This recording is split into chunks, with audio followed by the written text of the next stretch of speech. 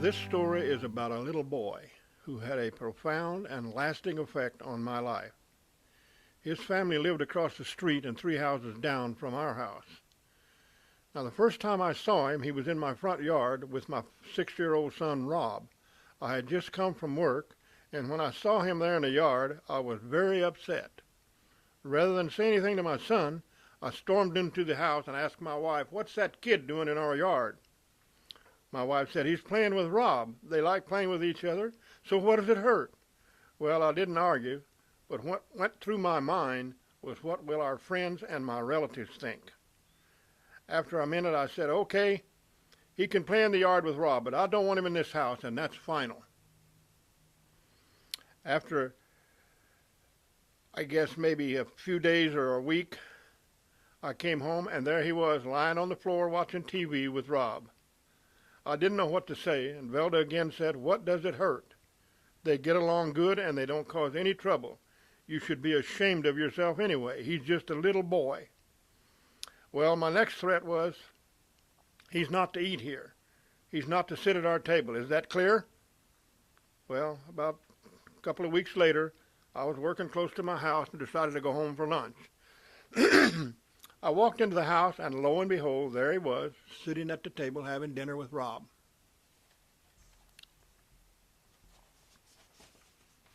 I flipped. But I lost that argument also, and again I was shamed by Velda for feeling that way about a little boy. And sure enough, some days later, I was informed by my wife that he was coming home to spend the night with Rob. What could I do? She shamed me again for worrying about one little boy. Well, he soon became a regular around the house and came and went as he pleased, and Rob did the same at his house.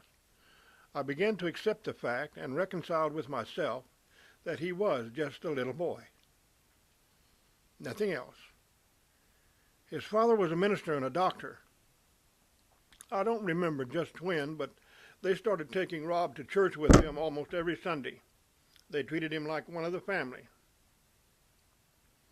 And some weeks or a month or so later, on a Saturday, I had to go to Lucky Market for something. Rob asked if he and his friend could go along and ride in the back of the pickup. Well, I said yes, but they had to ask his parents, who said okay.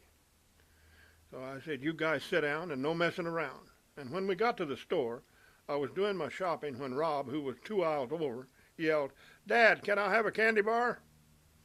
I said yes. And then there came this other little voice, just as loud, "Dad, can I have one too?"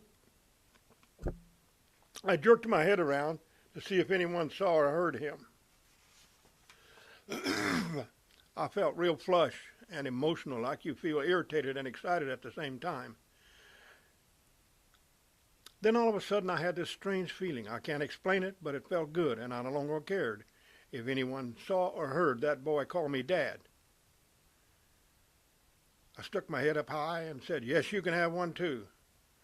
I think I would have been upset if anyone had said anything. After that day, I never again thought of that little boy as a black boy. He was just a good little boy who was a friend of my son and the rest of my family. Now, at that time, I was 47 years old, and on that day, I changed from a hard bigot to a tolerant, compassionate man who opened his heart and his mind to a little boy. To this day, he still calls me Dad and Velda Mom. He is surely our adopted son, and we love him a lot, and I know he loves us.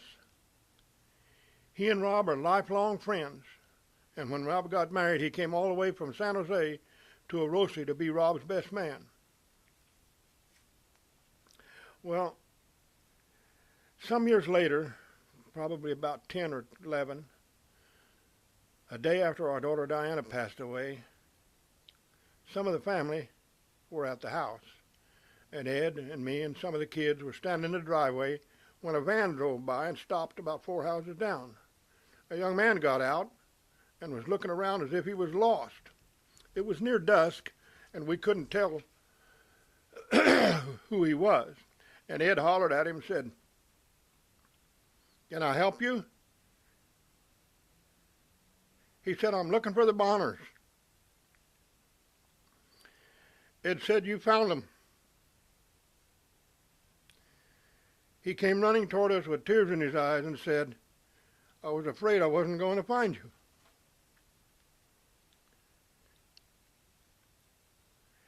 He stayed the night, told us that something had told him to come to us. He had to leave the next morning, but would be back the next day for Diana's funeral. During the funeral, when the minister had finished, he asked if anyone had any words to add. Hal stood up and said, I would like to say a few words. My name is Hal Hyatt, and I'm Diane's little brother. I spent a good part of my life with the Bonners, and I remember Diana was always good to me, and she taught me a lot. And I know God sent me here today.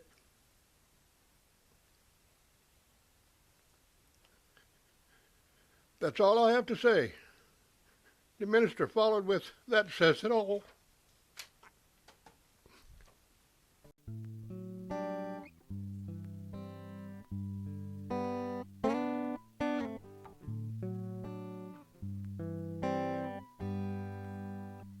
Can I say something else?